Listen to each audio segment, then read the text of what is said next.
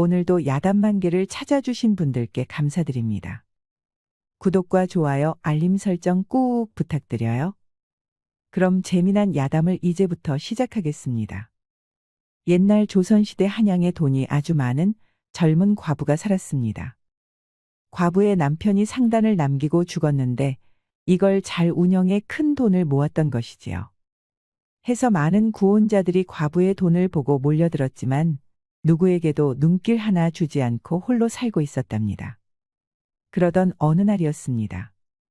하루는 나이 지긋한 머슴인 장쇠아범이 드러눕고 말았습니다.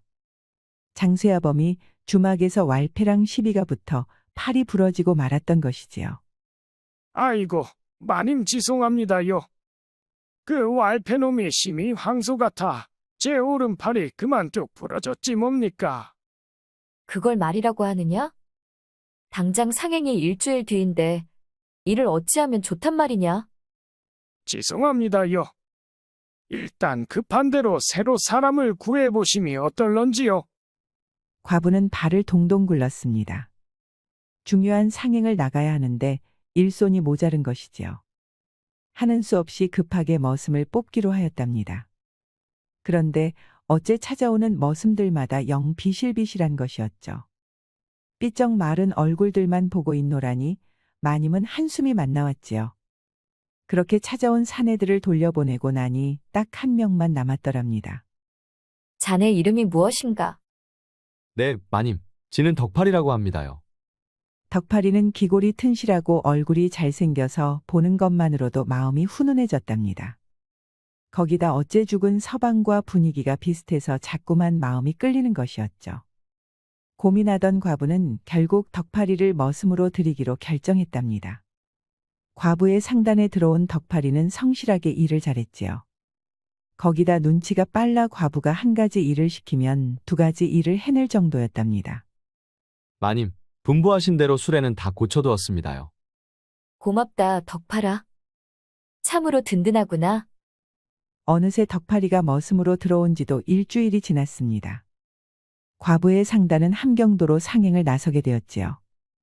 물론 신출내기 머슴 덕팔이도 함께였답니다. 상단이 물건을 바리바리 싣고 재를 넘고 있을 때였습니다. 슬슬 밤이 깊어 주막에서 하룻밤 묵어가기로 하였지요. 원, 무슨 날씨가 이리도 더우냐. 한밤에도 후덥지근해서 못 살겠구먼. 날이 더운 탓에 덕팔이는 슬쩍 우물가로 나갔습니다. 그리고는 우통을 걷어붙이고 찬 우물물을 쫙쫙 끼얹었답니다. 그런데 마침 과부가 방에서 나오다가 그만 그 모습을 보게 되었지 뭡니까. 과부는 깜짝 놀라서 그만 고개도 돌리지 않고 지켜보고 말았습니다. 덕팔이의 울퉁불퉁한 몸을 보니 가슴이 콩닥콩닥 뛰고 얼굴은 붉게 달아올랐지요. 에그머니나, 내가 못 볼 것을 보았구나. 혹시라도 들킬까 방으로 돌아간 과부는 자꾸만 우물가 생각이 나는 것이었습니다. 결국 참지 못한 과부는 방문을 조금 열고 목욕하는 것을 훔쳐보았지요. 서방이 죽은 뒤로 오랫동안 사내를 알지 못했지요. 그래서일까요? 지켜보는 동안 과부는 온몸이 뜨거워지는 것이었죠. 아니 원, 세상에 무슨 몸이 강철 같구나. 참으로 사내다운 자태로고. 그날로 잠은 다 자고 말았지요. 잠자리에 누워도 자꾸만 덕팔이가 생각나니 그만 뜬 눈으로 지새우고 말았습니다. 그렇게 며칠이 지나자 마침내 상단은 목적지인 함경도에 도착했답니다. 과부의 상단은 중국 상인들에게 약재를 팔아 이번에도 크나큰 이문을 남겼지요. 떼돈을 번 과부는 자축하는 의미에서 큰 잔치를 벌이기로 했답니다. 덕팔아, 오늘은 장터에 가서 돗자리와 멍석을 10벌씩 사오거라. 알겠습니다요. 그래, 그리고 술과 안주도 있는 대로 사오거라. 돗자리에 음식이라니. 설마 잔치 준비입니까요? 그래, 내일부터 큰 잔치를 벌일 참이니 오늘 안으로 준비를 마쳐야 하느니라. 알겠습니다요. 제가 가서 빠짐없이 사오겠습니다요. 덕팔이는 장터로 수레를 끌고 나가서는 돗자리와 멍석을 사서 실었지요. 그리고 술과 안주도 잔뜩 사왔답니다. 일을 마치고 돌아오니 어느새 날이 완전히 어두워졌습니다. 덕파리가 사온 물건을 창고에 재워두고 방으로 돌아가고 있을 때였지요. 어째 집안에서 이상한 소리가 들리는 것이었죠. 응? 어째 부엌에서 물소리가 들리는 게야? 궁금해진 덕파리는 슬쩍 부엌 문틈을 들여다 보았답니다. 아니 그런데 이게 뭔 일이랍니까? 과부 마님이 홀랑 까내리고 목욕을 하고 있는 게 아니겠습니까? 덕파리는 눈이 휘둥그레졌답니다. 사실 덕파리는 여인의 몸을 처음 보는 것이었죠. 그것이 선녀처럼 아름다운 과부 마님의 것이었으니 오죽 놀랬겠습니까? 하얀 살결이 눈에 확 들어오자 사나이 덕파리의 가슴이 미칠 듯이 쿵쾅거렸지요. 거기다 아랫도리에서 뜨거운 기운이 빡 올라오는 것이 아니겠습니까? 마치 온몸이 불덩어리가 된 것 같았지요. 참기 어려워진 덕파리는 얼른 자기 방으로 뛰어갔습니다. 아이고, 이놈이 왜 이리 달아오르는 게냐? 이거 어디 고장이라도 난 게 아니오? 덕파리는 뛰는 괴물을 달래느라 아주 고생을 했지요. 가까스로 그것을 다스리려는데 바깥에서 마님 목소리가 들려왔습니다. 덕파라, 잠깐 안방으로 와보거라. 네 마님, 알겠습니다요. 금방 가겠습니다요. 시원하게 대답은 했지만 사실 덕파리는 진정이 덜 되었지요. 해서 덕파리는 엉거주춤한 자세로 마님방에 들어갔답니다. 과부는 거하게 술상을 차려놓고 덕파리를 기다리고 있었습니다. 덕파라, 오늘 참으로 수고가 많았다. 자, 내가 솜씨를 좀 부렸으니 어서 한잔하거라. 아이고, 이런 걸 다. 지는 별로 한 것도 없는데요. 하여튼 감사합니다요. 덕파리는 감동의 눈물을 흘렸답니다. 한낱 머슴인 자기에게 이리도 마음을 써주는 마님이 너무나도 고맙고 또 좋았으니까요. 해서 덕파리는 진심으로 마님을 사모하게 되었답니다. 고맙습니다요. 제게 이런 대접을 해주시는 건 정말 마님이 처음입니다요. 원, 호들갑은 울지 말고 이 약주나 쭉 들이키거라. 네 마님, 마시겠습니다요. 마시고 또 마시겠습니다요. 덕파리는 과부가 주는 술을 넙죽넙죽 받아 마셨지요. 그렇게 잔뜩 먹고 마시다 보니 술 기운이 알딸딸하게 오르는 것이 아니겠습니까? 취한 덕파리는 간댕이가 제법 커졌는지 마님께 속마음을 털어놓았답니다. 저는 말입니다요.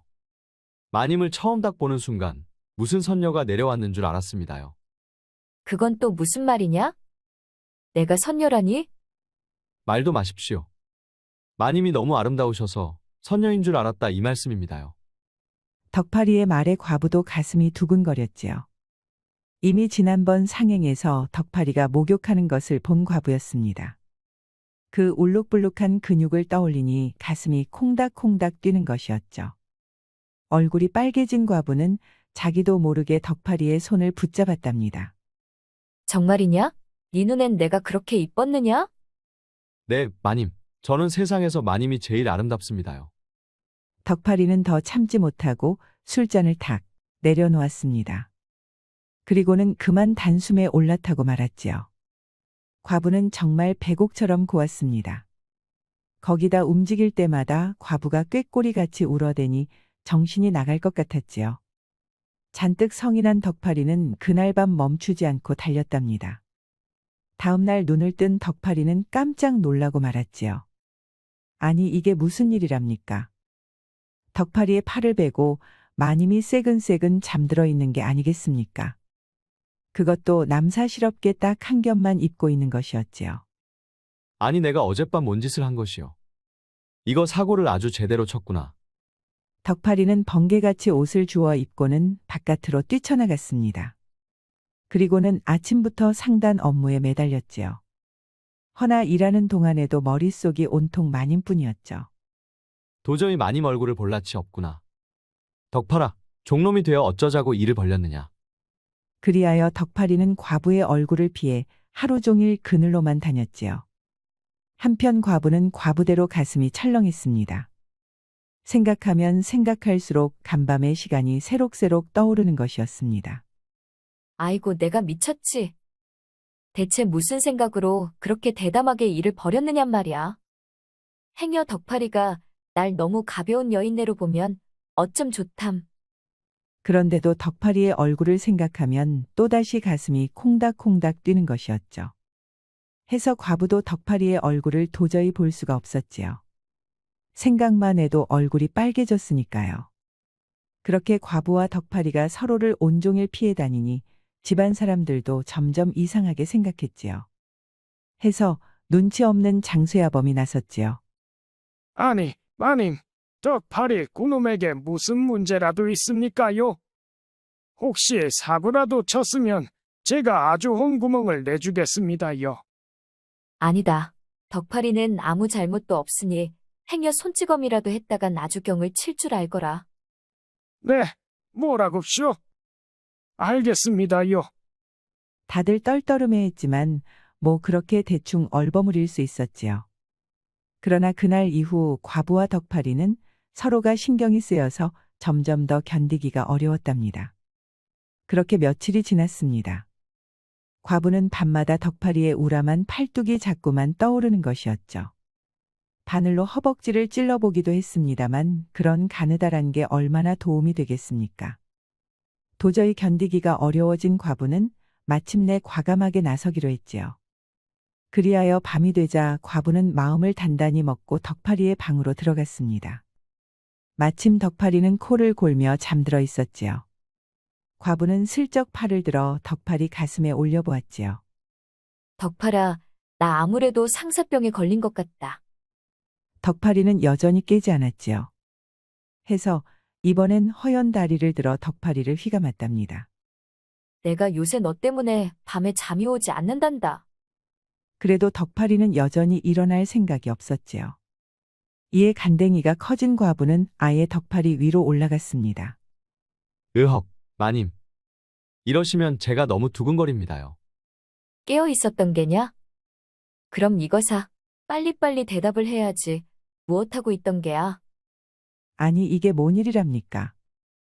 사실 덕파리는 과부가 방에 들어왔을 때부터 잠에서 깨어 있었죠.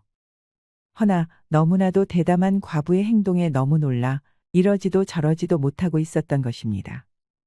덕분에 온갖 부끄러운 행동을 하고 만 과부는 그만 얼굴이 홍당무가 되었답니다. 아이고, 이건 알아. 네 마님은 너무 부끄럽고 쪽팔려서 접시물에 코를 박고 콱 죽어버리련다. 아이고 마님 고정하십시오. 마님이 돌아가시면 이 덕파리는 하루도 못 삽니다요. 그렇게 한바탕 소동을 피운 둘은 이윽고 마주보고 깔깔거리며 웃었답니다. 서로의 마음이 똑같았다는 것을 알았기 때문이죠. 덕파라, 난 네가 너무 좋은데 이걸 어떡하느냐? 저도 마님이 너무나도 좋습니다요. 하루라도 안 보면 밥도 안 넘어가고 물도 못 마시겠습니다요. 그렇게 둘은 다시 한번 하나가 되었지요. 그날 밤 덕파리와 마님은 함께 밤하늘의 별을 보았답니다. 이후로 마님은 덕파리와 틈만 나면 붙어 있었습니다. 서방이 죽은 이후 줄곧 혼자였는데 듬직한 덕파리가 옆에 있으니 너무나도 행복했지요. 그 이후로 시간이 흐른 어느 날이었습니다. 밤이 되어 땅거미가 두둑히 깔리는데 웬 험상궂은 사내들이 대문을 박차고 쳐들어온 것이었지요. 살고 싶거든 조용히 하거라. 아니 대체 누구시오? 누구길래 남의 집에 함부로 들어온단 말이오? 우리가 누구인지는 알고 없다. 이것에 우리가 원하는 것이 있으니 그것만 가져가면 물러가겠다. 과부와 상단 사람들은 사내들의 흉흉한 기세에 잔뜩 얼어 있었지요. 그 사이 사내들은 집안과 창고를 샅샅이 뒤지는 게 아니겠습니까? 두목 찾았습니다. 그래, 남김없이 가져오거라. 마침 창고에는 국경에 가지고 가서 팔기로 한 질 좋은 벼곡이 가득했습니다. 사내들은 줄잡아 수만 양은 될 옥덩이들을 모조리 수레에 실었지요. 이게 무슨 날강도 같은 짓거리여. 아니되오. 옥덩이는 절대 못 넘겨주겠소. 아니, 감히 우리를 가로막아? 정녕 죽고 싶은 개로구나. 사내들은 날이 시퍼런 칼을 빼들고는 과부를 겁박했지요. 집안 사람들 모두가 벌벌 떨고 있는데 마침 덕파리가 바깥에서 일하고 돌아온 것이었습니다. 두목, 이게 무슨 짓이오? 덕팔이냐? 너 잘 만났다. 네 놈은 시키는 일 하나 제대로 못하면서 지금까지 어딜 싸돌아다니는 게야? 아니 이게 무슨 소리랍니까? 두목은 덕파리가 한패인양 삿대질까지 하면서 야단을 치는 게 아니겠습니까? 그렇다고 마님을 겁박하면 안 되지요. 뭐라고? 네놈이 진작에 옥덩이를 훔쳐왔으면 우리가 귀찮게 나설 일이 있었겠느냐? 두목과 덕파리의 말을 듣고 있던 과부는 너무 놀라 입만 벌리고 있었습니다. 덕파리의 듬직함에 반해 몸과 마음을 모두 허락하였는데 이렇게 배신을 하다니요. 믿었던 덕파리가 강도들과 한패였다는 사실에 마님은 하늘이 무너지는 것 같았습니다. 사실 두목은 한참 전에 마님이 옥덩이를 왕창 가지고 있다는 소문을 입수했던 것입니다. 중국으로 가져가서 팔 물건이었지요. 해서 두목은 이 옥을 중간에 가로채기 위해 덕파리를 머슴으로 위장의 상단에 잠입시킨 것이었습니다. 물러서시오. 마님께 손가락 하나만 대도 내가 가만히 있지 않을 것이오. 네놈이 아주 겁대가리를 상실했구나. 감히 나한테 이래라 저래라 참견을 해. 오냐, 오늘 아주 맛을 보여주마. 그러지 강도들이 칼을 휘두르며 덕파리에게 덤벼드는 것이었습니다. 덕파리는 품속에 숨겨둔 비수를 꺼내어 강도들에게 맞섰지요. 덕파리의 칼솜씨는 대단했습니다. 혼자서 그 많은 강도들의 공격을 전부 막아내었으니까요. 허나 중과부적이었습니다. 거기다 호랑이처럼 날쌘 두목까지 나서니 덕파리는 점점 구석으로 몰렸지요. 칼 쓰는 것이 제법이로구나. 허나 네놈은 그 알량한 사랑 때문에 오늘로 끝이다. 두목의 칼이 번쩍하자 그만 덕파리의 팔에 길게 상처가 생겼지요. 간신히 덕파리는 급소를 피했지만 이번엔 다리를 베이고 말았지요. 그렇게 덕파리는 이리저리 칼에 베어 아주 걸레짝이 되었답니다. 그만하시오. 전부 내어줄 테니 옥덩이는 다 가져가시구려. 진작에 그럴 것이지. 꼭 피를 봐야 말을 듣는단 말이야. 두목은 과부가 사정사정을 하자 그제야 칼을 걷었습니다. 그리고는 옥덩이를 모조리 실어다 떠나버리는 것이었지요. 과부는 덕파리를 부축해 치료를 해주었습니다. 강도들과 한통속이었다는 것이 원망스러웠지만 그래도 자기를 지키다 절이 되었으니 마음이 아팠지요. 한동안 사경을 헤매던 덕파리는 사흘이 지나서야 눈을 떴답니다. 마님, 정말 죄송합니다요. 말해 무엇하겠느냐. 치료는 해줄 터이니 다 나으면 내 집에서 나가거라. 마님의 말에 덕파리는 눈물을 주르륵 흘렸습니다. 허나 마님을 속이고 배신한 것은 사실이라 차마 더는 말을 하지 못했지요.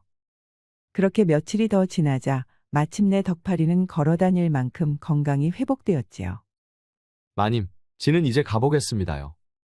부디 몸 건강히 오래오래 사십시오. 떠나는 덕파리의 눈에는 하염없이 눈물이 흘렀습니다. 자기를 아끼고 사랑해준 마님을 진심으로 연모하였으니까요.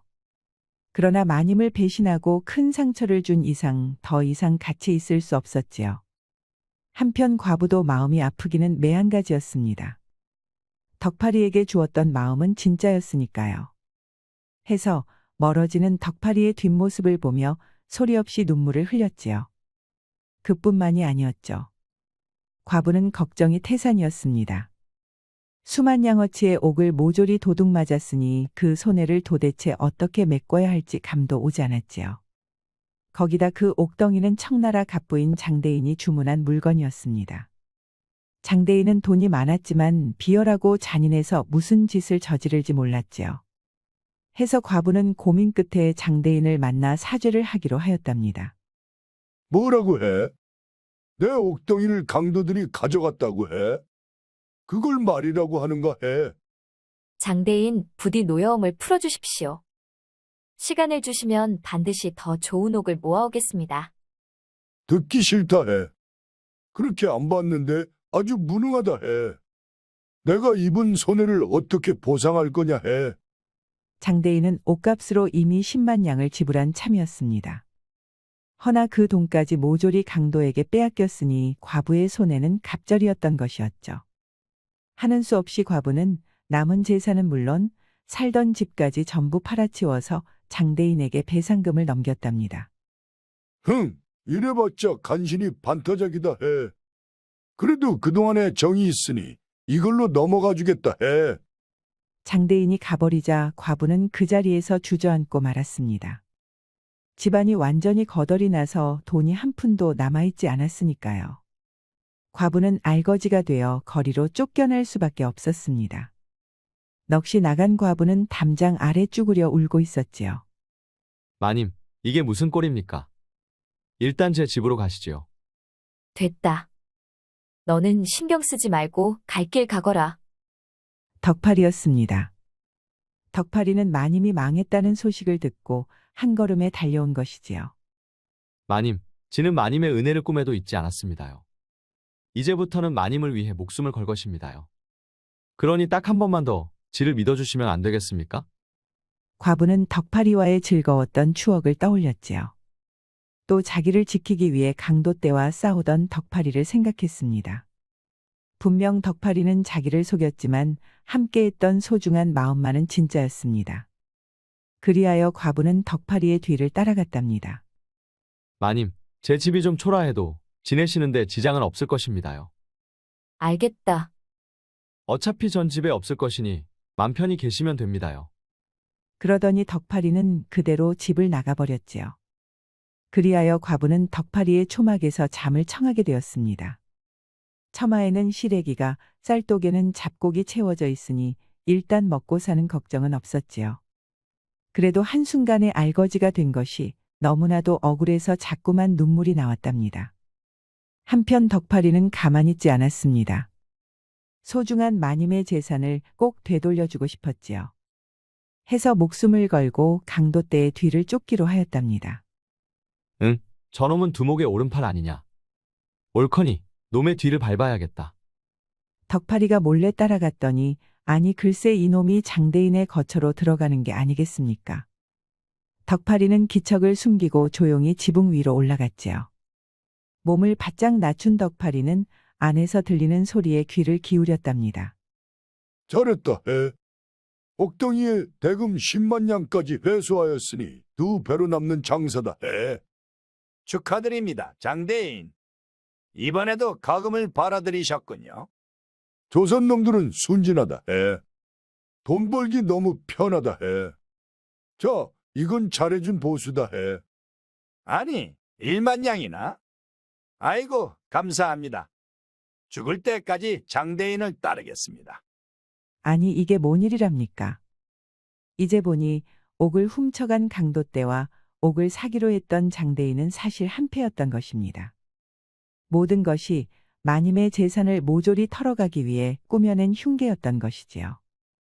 덕팔이는 피가 거꾸로 솟는 것 같았습니다. 내 이놈들을 그냥. 아니지, 이럴 때가 아니지.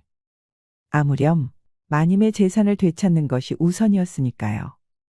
해서 덕팔이는 재빨리 창고로 향했답니다. 역시나 창고에는 옥덩이가 있었지요. 어디 그뿐입니까? 조선 팔도에서 훔친 재물들이 그득히 쌓여 있는 게 아니겠습니까? 덕팔이는 옥덩이를 수레에 실은 다음 창고에 냅다 불을 질러버렸습니다. 그리고는 잽싸게 장대인의 거처를 빠져나왔답니다. 마님, 옥덩이를 찾았습니다요. 정말이냐? 정말 옥을 찾았느냐? 과부는 버선발로 뛰쳐나가 덕팔이를 맞이했답니다. 수레에는 옥이 그득그득 실려 있었지요. 과부는 기쁨의 눈물을 흘렸습니다. 덕팔이는 과부에게 장대인의 집에서 있었던 일을 모두 말했답니다. 이제야 모든 것을 알게 된 과부는 마음속에 천불이 났습니다. 사악한 장대인과 인간말종 강도떼를 가만두고 볼 수 없었지요. 해서 과부와 머슴은 머리를 맞대고 복수할 방법을 고민했습니다. 마님, 장대인은 관아에서도 꼼짝 못하는 거물 상인입니다요. 나라에서 못한다면 우리가 직접 나서야 하지 않겠느냐? 장대인에게 재산을 빼앗긴 조선 백성들이 많으니 그들의 힘을 빌리면 될 것이다. 헌데 무슨 수로 힘을 빌린단 말입니까요?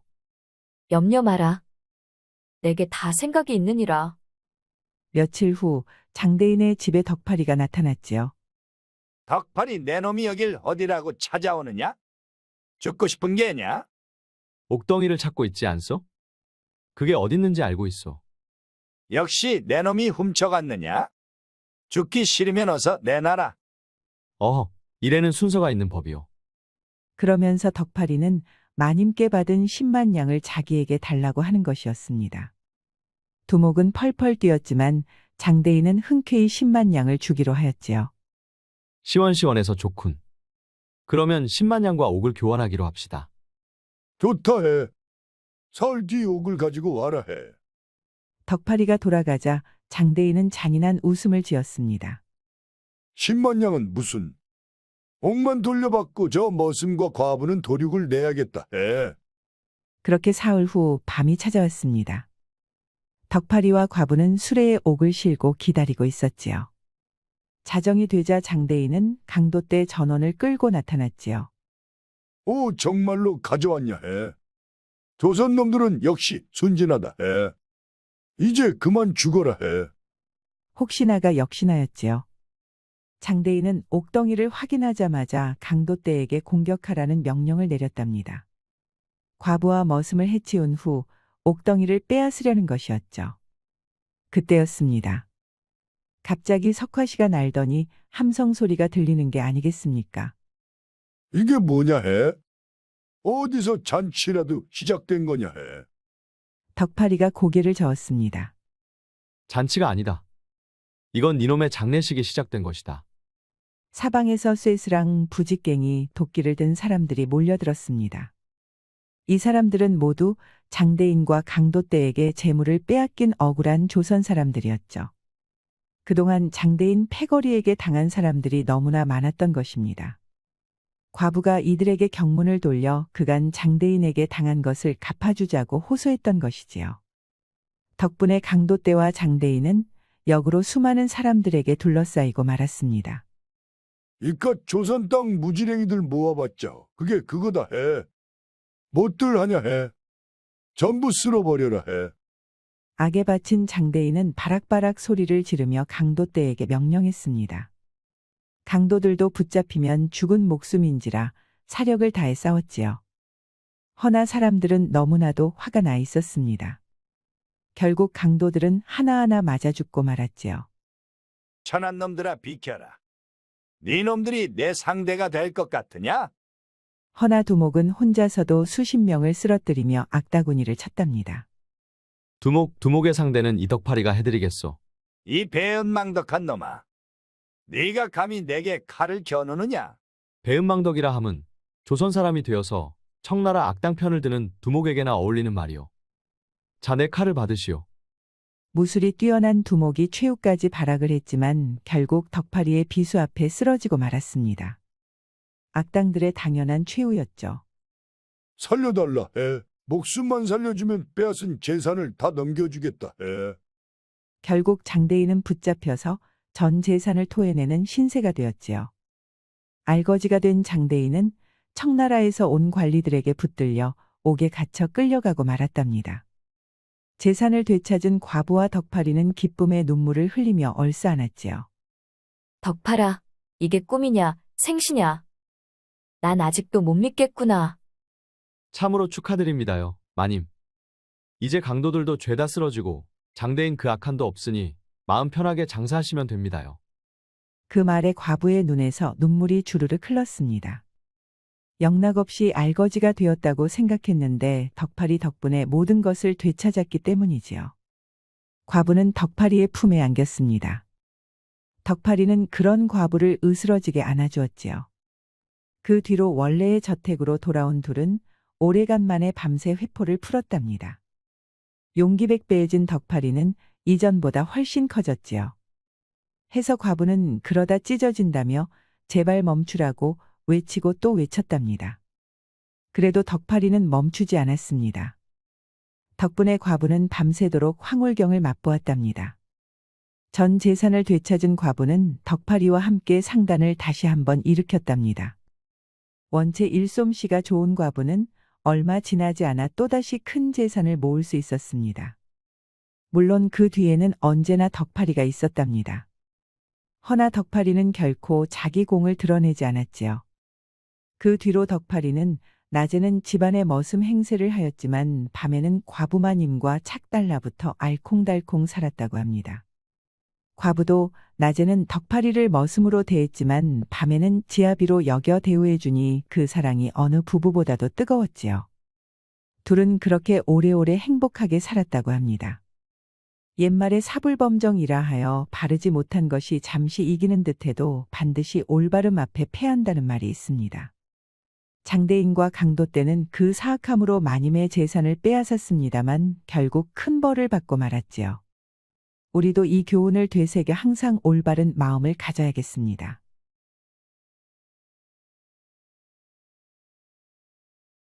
옛날 조선시대 한양에는 오키라는 처녀가 살았습니다.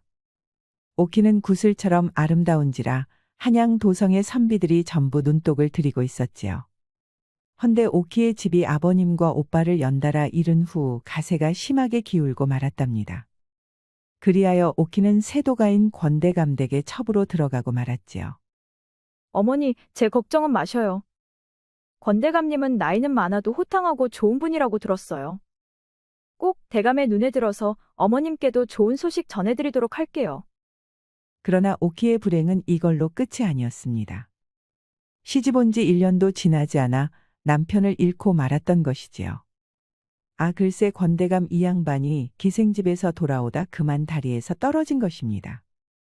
그렇게 오키는 겨우 19의 과부가 되고 말았습니다. 그것도 부부 생활 한번 해본 적 없는 처녀로 과부가 되고 말았던 것입니다. 대감이 떠나신 이상 이 집은 이제 내가 이끌어야겠다.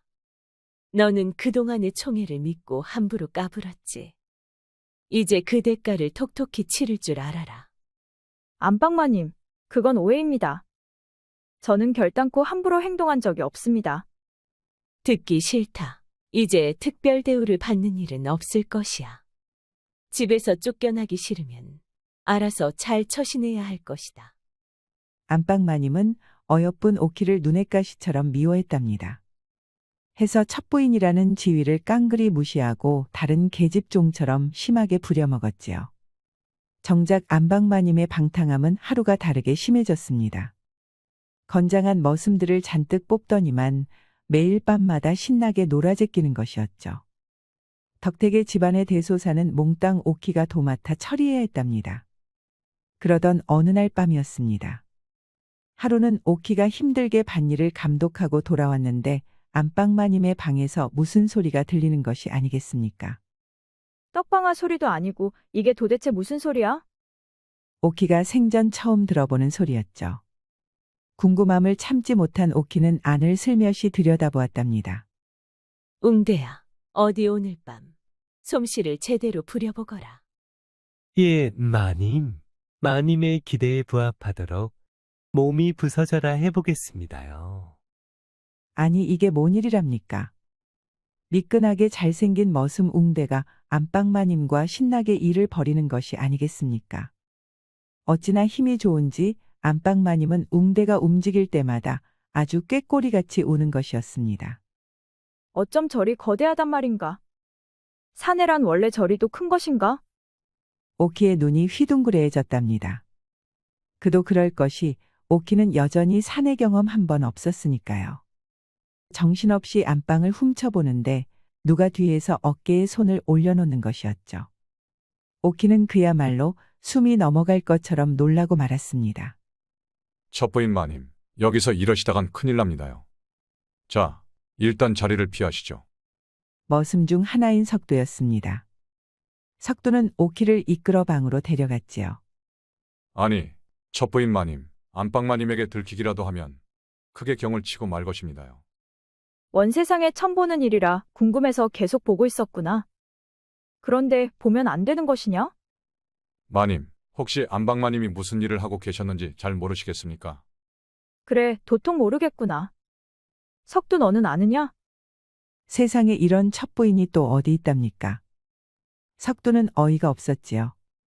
오키는 남녀가 하는 일에 대해 아무것도 모르는 것이었습니다. 거참, 제가 가르쳐 드릴 수도 없는 노릇이고. 너도 잘 모르는 것이냐? 그러면서 무슨 아는 척이냐? 오키의 말에 석도는 발끈 화가 났지요. 아니, 제가 그걸 왜 모릅니까? 이래봬도 제가 아주 도사입니다요, 도사. 그럼 잘 되었다. 그렇게 잘 알면 네가 나한테 가르쳐주면 되겠구나. 아니, 이건 또 뭔 소리랍니까? 석두는 눈이 왕방울만해졌지요. 해서 첩부인 마님이 제정신인지 위아래로 훑어보았습니다. 그런데 궁금해하는 오키의 얼굴이 정말이지 너무나도 아름다운 것이었죠. 평생 이리도 아름다운 여인은 처음 보는 것 같았습니다. 침을 꿀꺽 삼킨 석두는 결국 본능에 지고 말았지요. 석두는 오늘은 안 되고 내일 밤 알려드리겠다면서 방을 나섰답니다. 알겠다. 꼭이다. 기다리고 있을 테니 꼭 와야 하느니라. 석두는 오키의 말이 어이가 없어 피식피식 웃음이 나왔답니다. 어차피 그걸 찾기 전까지는 이 집을 떠날 수 없으니 어디 한번 스승 노릇을 해볼까? 사실 석두는 사정이 있어 권대감댁을 떠날 수는 없는 노릇이었답니다. 해서 시간도 때울 겸 오키의 사내노름 교육을 승낙하게 되었지요. 그날 밤 오키는 술상을 준비하고 석두를 기다렸습니다. 자정 무렵 석두는 고양이처럼 조용히 방 안에 나타났지요. 방에 있던 오키조차 모를 지경이니 석두의 솜씨가 신묘할 따름이었죠. 슬그머니 술상 앞에 앉은 석두는 술을 꿀꺽꿀꺽 마시더니 오키에게도 권하는 것이었습니다. 첩부인 마님, 한 잔 받으십시오. 이게 들어가야 제대로 배울 수 있습니다요. 오냐, 네 뜻이 그렇다면 받겠다. 둘은 술잔을 주고받으며 어느새 거나하게 취하고 말았지요. 그렇게 술이 얼근이 오르자 석두는 슬며시 오키의 손을 붙잡았답니다. 마님, 저는 첩부인 마님이 세상에서 제일 아름다운 분 같습니다요. 고맙구나. 그런데 손은 왜 잡느냐? 거참, 남녀의 일을 배우시려면 이건 꼭 해야 하는 일입니다요. 요상하기도 하구나. 그래, 뭐 계속 해보거라. 손을 빼려던 오키는 석두의 말에 가만 있기로 하였지요. 헌데 그러고 있으려니 어째 오키의 마음도 점점 싱숭생숭해지는 것이었습니다. 숨이 가빠오고 심장이 자꾸만 도곤도곤 하는 것이었죠. 왠지 석두가 더 멋있어 보이는 것 같기도 했답니다.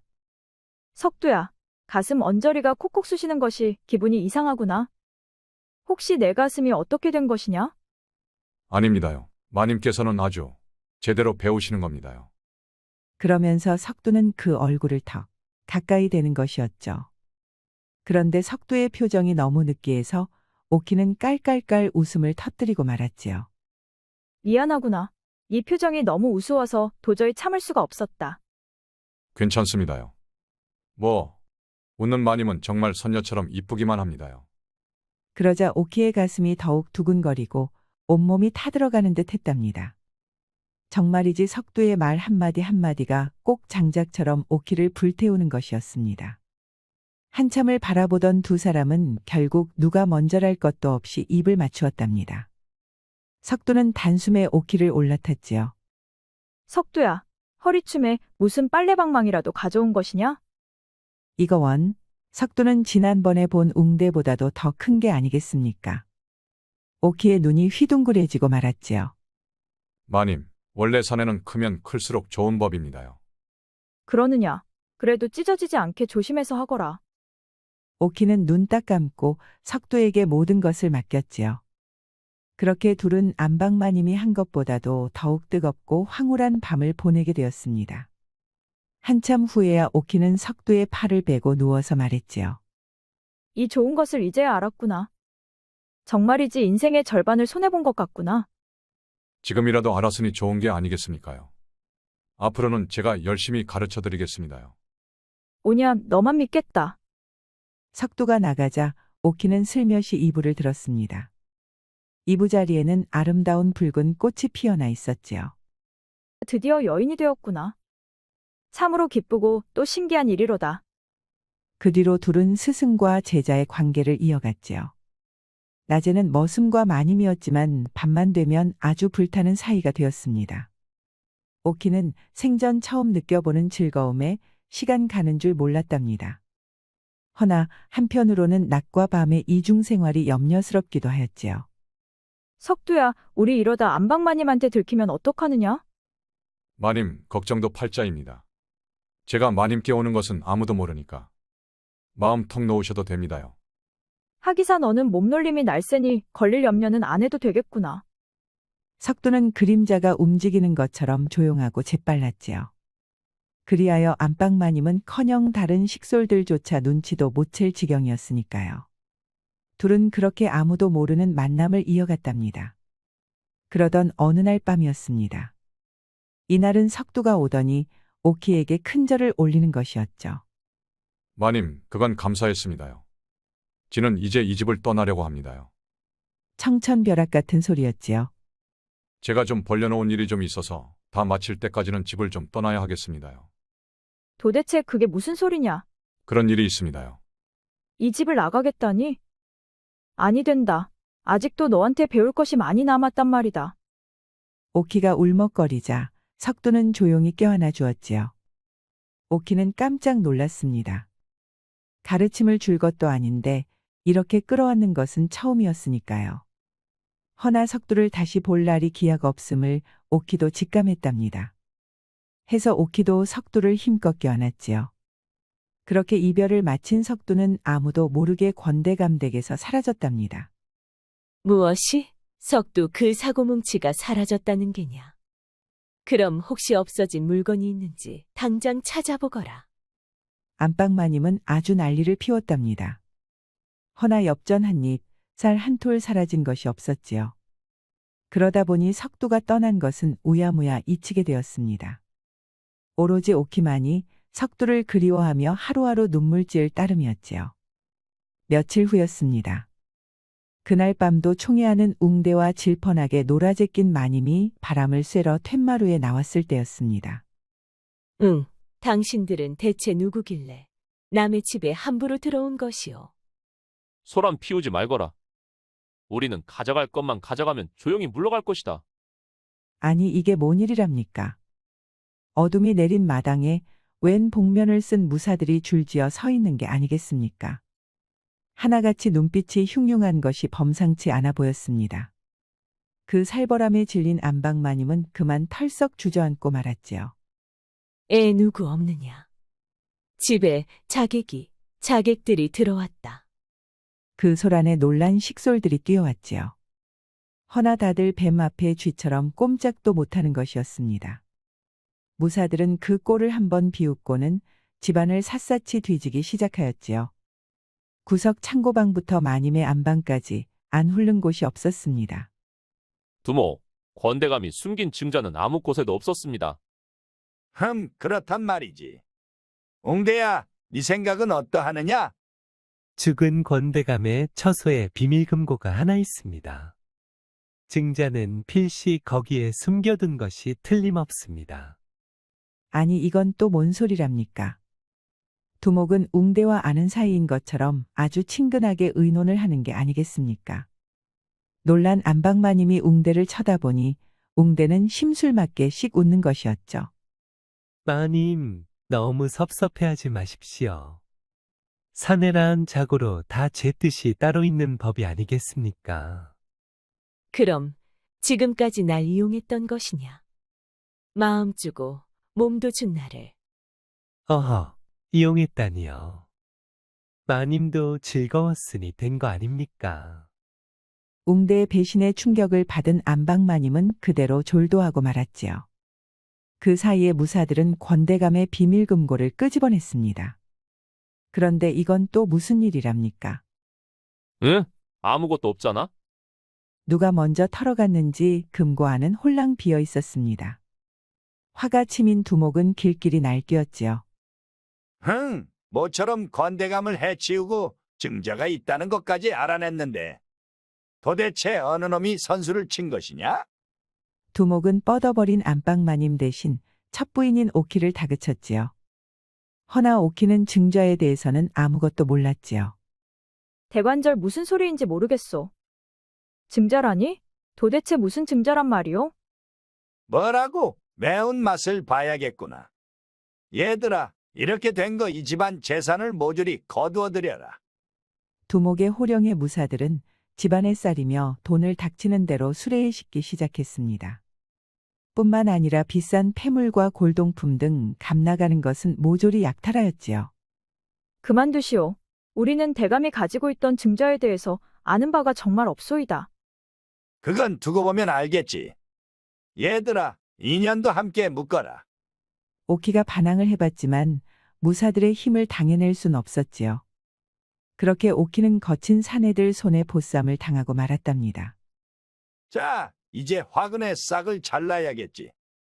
얘들아, 쳐라. 한 놈도 살려두지 말아라.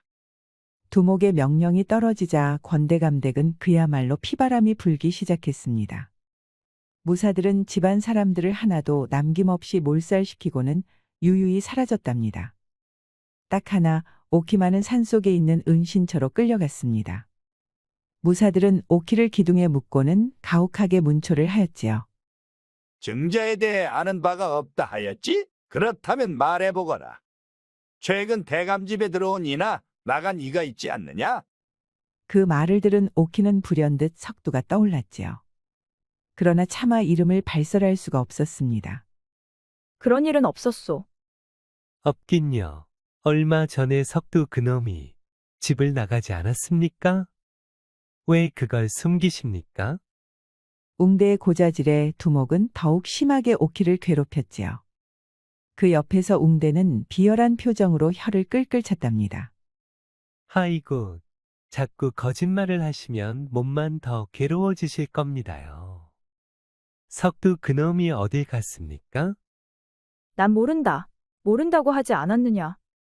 독한 년이로고. 그럼 좋다. 네 년의 입에서 바른 말이 나올 때까지 아주 제대로 맛을 보여주마. 오키는 심한 문초를 받다가 그만 까무라치고 말았습니다. 그러나 잔혹한 두목은 물을 뿌려 오키를 깨운 후 다시 문초를 하는 것이었죠. 하지만 오키는 사랑하는 석두를 위해 끝끝내 입을 열지 않았답니다.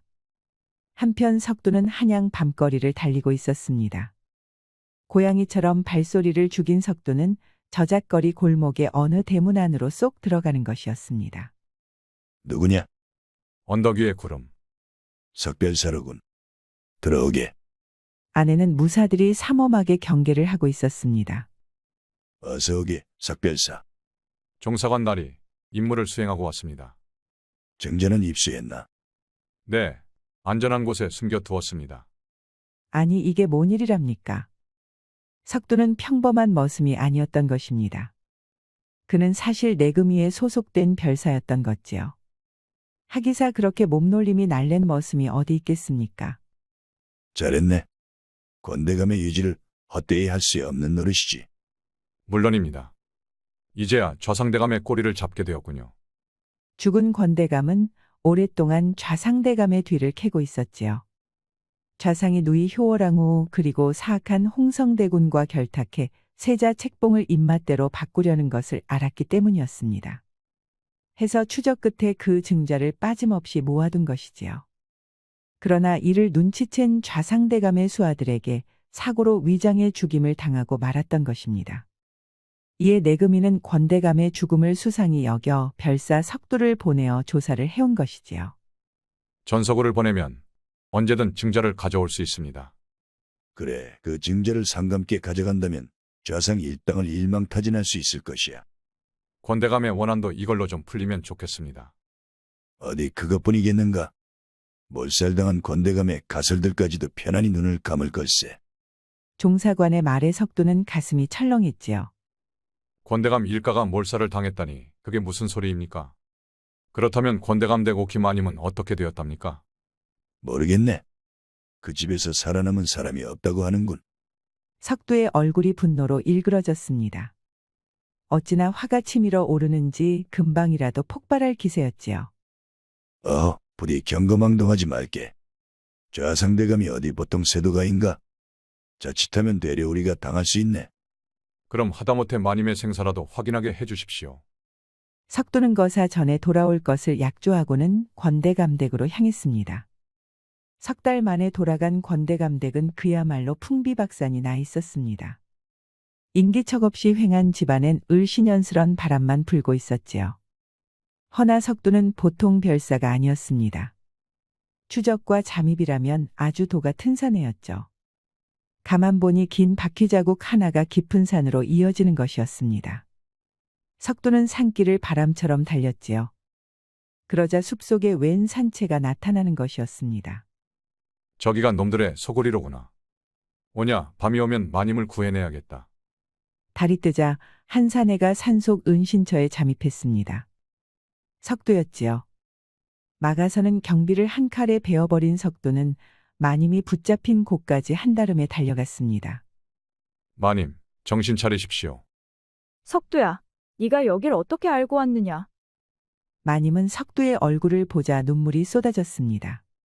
석도도 심한 꼴을 당한 마님의 몰골을 보자 눈물이 핑 돌았지요. 허나 지금은 탈출이 먼저였습니다. 석도가 막 마님을 부축해 나오고 있을 때였지요. 어떻습니까? 제 말이 맞지 않습니까? 그러게 말이다. 기다리면 올 것이라더니 정말 그렇게 되었군. 자, 증자는 어디에 있지? 두목은 수많은 부하를 거느린 채 길목을 막아서고 있었지요. 옆에는 웅대가 비열한 웃음을 흘리고 있었습니다. 석도는 오키를 잠시 내려놓고는 좌상의 무사들과 맞섰지요. 그때 웅대가 입을 열었습니다. 어이, 석두. 그러지 말고 증자의 위치를 말하는 게 어떤가? 예정을 생각해서 목숨만은 살려주겠네. 안전한 곳에 있으니 단념하는 게 좋을 것이다. 흥, 네 놈은 사지가 으스러져야 입을 열겠구나. 두목의 명령이 떨어지자 무사들이 덤벼들었습니다. 칼날이 달빛처럼 번뜩이고 피와 비명이 소낙비처럼 쏟아졌습니다. 석두가 칼을 휘두를 때마다 무사들은 비명을 지르며 쓰러졌지요. 순식간에 부하들을 정리한 석두는 단숨에 두목에게 덤벼들었습니다. 석두와 두목의 칼이 맞부딪혔지요. 제법 하는 놈이로구나. 허나 여기까지다. 오키는 둘의 싸움을 가슴 졸이면서 지켜보았지요. 둘은 용호상박, 한치도 물러나지 않고 무서운 싸움을 벌였습니다. 그렇게 한참을 싸우다가 둘의 칼이 동시에 번쩍하였습니다. 오키는 너무 떨려 눈을 감았답니다. 마침내 눈을 떴을 때 석도만이 가쁜 숨을 쉬며 서 있었지요. 석두야, 마님 괜찮으십니까? 아니 그런데 이게 뭔 일이랍니까? 마님이 막 석도에게 달려가려는 때였습니다. 숨어있던 웅대가 벼랑간 나타난 것이지요. 웅대는 비수를 꼬나지고 석도의 등을 힘차게 찔렀답니다. 지쳐있던 석도는 그 일격으로 그만 쓰러지고 말았습니다. 웅대는 비열한 표정으로 혀를 끌끌 찼지요. 그러길래 내가 진작에 항복하라고 하지 않았나. 남은 부하들이 몰려와 석도를 꽁꽁 묶었지요. 석도와 마님은 졸지에 붙잡히는 신세가 되고 말았습니다. 웅대는 둘을 수레에 싣고 좌상대감의 저택으로 향했지요. 좌상대감의 저택에는 무사들이 구름처럼 몰려 있었습니다. 죽여라. 그건 자네가 결정할 것이 아니야. 자상께서 결정하실 걸세. 얼마 지나지 않아 좌상의 모습을 드러냈지요. 그런데 좌상의 뒤로 병조판서, 대사원, 한성판윤 등 조선의 대감들이 줄줄이 따라오고 있었지요. 이미 조정의 수많은 권신들이 좌상대감과 결탁한 것이었습니다. 그 꼴을 보자 석두는 하늘이 무너지는 것 같았지요. 조정의 대신들이 역적과 손을 잡다니. 부끄럽지도 않소이까. 저놈은 누구냐? 좌상의 한마디에 좌중이 조용해졌습니다. 자상대감, 이놈은 석두라는 별사이언데 증자의 행방을 알고 있는 자이옵니다. 증자라, 이제 그건 아무래도 좋다. 어차피 모든 것은 힘으로 정하는 법이지. 좌상은 증자라는 말을 들어도 시큰둥한 것이었습니다. 대감, 그 말씀은 설마. 그렇다. 오늘 밤 자정이 뜨면 사병들을 이끌고 궁궐을 칠 것이다. 그리하여 주상을 패하고 홍성대군을 옹립할 것이다. 우리 세상이 오는 것이니라. 다들 준비 단단히 하거라. 좌상의 말에 무사들이 함성을 질렀습니다. 그럼 웅대 너는 출발하기 전에 저 어리석은 연놈의 목을 베어 승전의 제물로 삼도록 해라. 알겠습니다요. 좌상대감. 슬슬 자정이 가까워졌습니다. 좌상은 평상에 앉아 부하들에게 연달아 명령을 내렸지요. 그러는 동안 웅대는 석도와 마님을 묶어놓은 채 커다란 칼을 슥슥 갈았지요. 꼴보기가 좋구나. 석두야. 그러길래 내 제안을 진작에 받아들이지 그랬느냐. 니놈을 따라 역적의 주구가 되란 말이냐. 어림없다. 변함없이 단순하구나. 네 덕에 네가 사랑하는 마님까지 죽게 생겼는데 그리도 큰 소리가 나오느냐. 석도는 자기 목숨은 아깝지는 않았지만 오키가 너무 불쌍해 눈물을 흘렸지요. 마님, 지 때문에 이게 무슨 횡액입니까? 무슨 소리냐? 네가 나란 일을 하다 일이 된 것인데 내 어찌 원한을 품겠느냐? 아닙니다요. 지금껏 속여서 죄송합니다요. 오키의 자상한 말에 석도는 마음이 찢어지는 것 같았습니다. 그간 오키와 보냈던 즐거운 추억들이 쭉 떠오르는 것이었죠. 마님은 묵인 손을 뒤로 뻗어 석두의 손을 꼭 잡았지요. 석두야, 내가 죽기 전에 꼭 할 말이 있다. 무엇입니까요?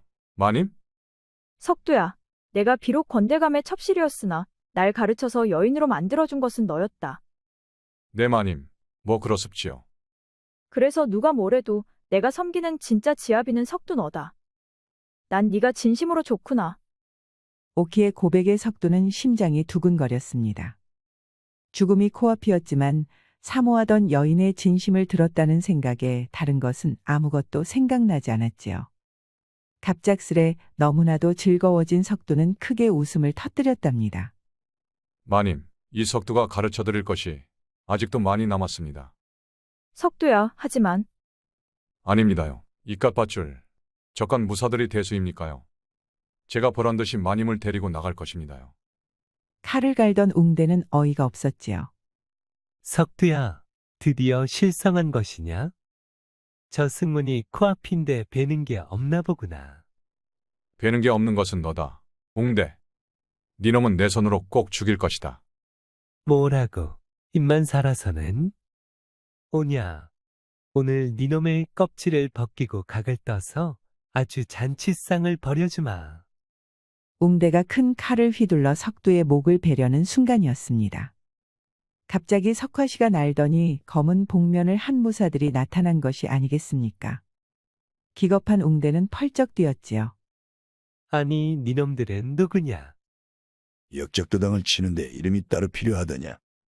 여러 소리 말고 목이나 내밀어라. 종사관과 내금이의 정예들이었습니다. 이들은 석두가 좌상대감에게 붙잡히자 작전을 앞당겨 곧바로 쳐들어왔던 것이지요. 덕분에 충분한 병력을 모으지 못했지만 그래도 석두를 구하겠다는 일념의 죽음을 각오하고 있었습니다. 석별사, 조심하시게. 종사관이 던진 표창이 석두의 밧줄을 단숨에 끊어버렸지요. 벌떡 일어난 석두는 옆에 무사의 칼을 빼앗아 신들린 듯 휘둘러댔습니다. 기습을 당한 좌상의 무사들은 우왕좌왕했지요. 볼 것 없다. 쳐라. 내금이와 좌상의 사병들 사이에 무서운 싸움이 벌어졌습니다. 무사들은 구름처럼 많았지만 내금이는 정예 중에서도 정예였지요. 특히 석두는 혼자서 좌상의 무사 선엇을 단숨에 베어버리는 것이었습니다. 그렇게 순식간에 수십 명의 무사가 쓰러지자 지켜보던 좌상이 발을 동동 굴렀답니다. 못들하는 게냐. 당장 포위해서 해치우지 않고. 정신을 차린 무사들이 둘러싸기 시작하자 내금이도 점점 밀리기 시작했습니다. 30밖에 안 되는 내금이와는 달리 무사들은 줄잡아 1000명은 되었으니까요. 그렇게 내금이 정예들은 하나 둘 쓰러져 갔답니다. 마침내 10명 남짓한 정예만이 남아 몰려드는 무사들을 상대했지요. 종사관 나리, 죄송합니다. 아니세 석별사. 역적과 싸우다 가니 여한이 없네. 이왕 이렇게 된 거 역적놈들을 하나라도 더 데리고 가세나. 사면초가에 빠진 내금이 병사들은 목숨을 걸고 싸웠지요. 그 모습이 마치 폭풍우가 몰아치는 바다 위의 바위섬처럼 위태로워 보였답니다. 그때였습니다. 갑자기 말발굽 소리가 진동하더니 수천의 병력이 말을 타고 몰려드는 것이었죠. 충성스럽기로 이름난 훈련대장이 정예 기병대를 이끌고 온 것이었습니다. 아니, 함경도에 가 있을 훈련대장이 어떻게 여기에? 좌상대감, 모든 역모가 들통났으니 순순히 오라를 받아라. 어찌된 일일까요? 좌상은 훈련대장을 견제하기 위해 한 달 전 함경도로 가라는 교지를 보내놓았답니다. 그렇게 훈련대장이 떠난 사이에 궁궐을 제압할 생각이었던 것이죠. 허나 증자를 입수한 석두가 그걸 내금위로 가져오는 대신 훈련대장에게 먼저 보내어 돌아오게 만든 것이었습니다. 교지를 받고도 수행하지 않다니 네 놈은 파직이다. 아직도 자기가 좌의정인 줄 아느냐? 여봐라, 저 역적을 붙잡아라. 훈련대장의 기병대가 가세하자 전세는 단숨에 기울어 버렸지요. 좌상의 무사들은 기병대의 말발굽에 짓밟히거나 내금위의 칼 앞에 쓰러졌습니다. 끝까지 저항하던 웅대도 결국 석두의 칼 앞에 이슬이 되었지요. 마침내 좌상을 추포하는 데 성공하였던 것이지요. 그 뒤로 내금위는 좌상과 결탁한 대신들은 물론 효월왕후와 홍성대군까지 모조리 추포하여 큰 벌을 받도록 하였습니다. 조선을 뒤엎을 좌상의 음모는 그렇게 분쇄되었답니다. 그리하여 공로를 인정받은 석두와 종사관은 더욱 출세하여 내금위의 요직에 임명되었답니다. 허나 석두에게는 출세보다도 중요한 것이 있었습니다. 모든 임무를 완수한 석두는 말을 달려 오키에게 향했지요. 그대를 사모하고 있어. 그러니 나와 혼례를 치릅시다. 아니야. 난 이미 그대의 것이오. 이제 내 진짜 부인이 돼주겠소? 좋다. 석두는 오키에게 건넬 말을 생각하느라 미친 사람처럼 혼자서 중얼거렸지요. 그런데 정작 권대감댁에는 오키가 없었습니다. 주위에 수소문을 하니 폐업골이 난 권대감댁을 떠나 친정집으로 돌아갔다는 것이었죠. 석두는 또다시 말을 달렸답니다. 오키의 친정은 다 쓰러져가는 초막이었습니다. 비록 양반가였지만 진작의 가세가 기운 오키네는 어머니와 오키 둘밖에 없었지요. 아니, 근사한 장수께서 이런 누추한 곳에 어쩐 일이십니까? 마님, 장난치지 마십시오. 벌써 이 석두를 잊으신 겁니까? 그 말에 오키는 호호호 웃었지요. 순진했던 제 몸과 마음을 도둑질한 사내를 제가 어찌 잊겠습니까? 아니, 그렇게 말씀하시니 아주 송구합니다요. 장난을 치는 오키 앞에서 석두는 몸둘 바를 몰랐지요. 떡대 큰 장수가 온몸을 베베 꼬아대니 오키는 더욱 웃음을 참지 못했지요. 조용히 웃던 오키는 마침내 깔깔깔 큰 소리로 웃음을 터뜨리고 말았습니다. 제가 내금이 장수께 언제 또 장난을 쳐보겠습니까? 그래, 어쩐 일로 오셨나요? 순간 석두는 목이 콱 막히는 것 같았지요. 머리가 멍해지더니 준비했던 말이 하나도 생각이 나지 않는 것이었죠. 여기에 적의 목을 풀립처럼 베던 장수는 온데간데 없었습니다. 사모하는 여인 앞에는 잔뜩 긴장한 순진한 사내만이 남고 말았습니다. 거참, 저한테 이것저것 신나게 가르치던 대장부가 어디 갔습니까? 자, 어서 말씀을 해보십시오. 네, 그대를 사모하오. 평생의 마님이 되어주시겠소? 간신히 석두는 목구멍이 트였답니다. 마님이요? 부인이 아니라? 그게 그거 아니겠소이까? 좋아요. 저도 아직 배울 게 남아있으니까요. 그 말에 석두는 뛸 듯이 기뻤습니다. 얼굴이 달아오르고 심장이 펄떡펄떡 뛰었지요. 더 참지 못한 석두는 오키의 손을 덥석 잡았답니다. 오키도 그런 석두를 기쁘게 맞아들였지요. 그렇게 두 사람은 경사스럽게 혼례를 치렀답니다. 혼인 첫날 밤 석두는 이전보다도 훨씬 커다래졌지요. 꼭돌로 만든 절국공이처럼 거대해진 것이었습니다. 오키는 기겁을 했답니다. 찢어지니까 조심하라며 외쳤지요. 허나 힘을 쓰기 시작하니 그래도 큰 게 좋다며 너무나도 좋아했답니다.